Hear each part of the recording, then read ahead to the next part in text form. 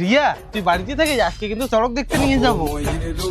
কি মজা, আজকে আমি চড়ক দেখতে যাব। এই চুপ কর, চড়ক দেখতে যাবি? এখন দিনকাল অনেক খারাপ, তুই এখন বড় হয়ে গেছিস, তোকে কোনো জায়গায় যেতে হবে না। না বাবা বলেছে তো আমি যাবই। বেশি হয়ে গেছিস না তুই? কিছুক্ষণ পরে রিয়া, রিয়া আরে রিয়া তো বাড়িতে নেই। কি বলো কি তুমি? আমাকে ভালোই লাগে না ব্যাংক, আজকে আমি বাড়িই যাব না।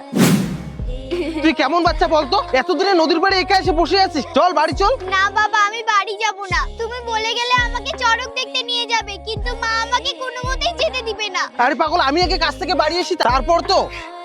চল রে মা বাড়ি চল, তোকে বলেছি যখন চড়ক দেখতে নিয়ে যাবো তো আমি।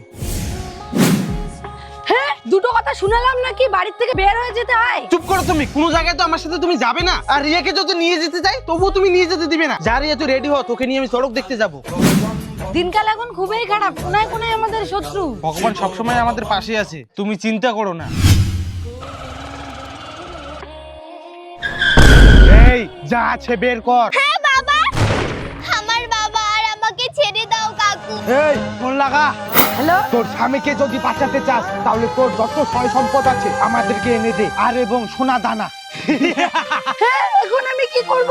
হ্যাঁ এখন আমি আমার মেয়ে আর স্বামীকে কিভাবে বাঁচাবো? হে মহাদেব বাবা, হে সন্ন্যাস বাবা, আমার স্বামী আর মেয়েকে তুমি রক্ষা করো। দেরি হয়ে গেছে, মনে হয় আর আসবে না। দাঁড়াও, আমি চলে এসেছি। আরে কে তুমি? আমি হলাম সন্ন্যাসী।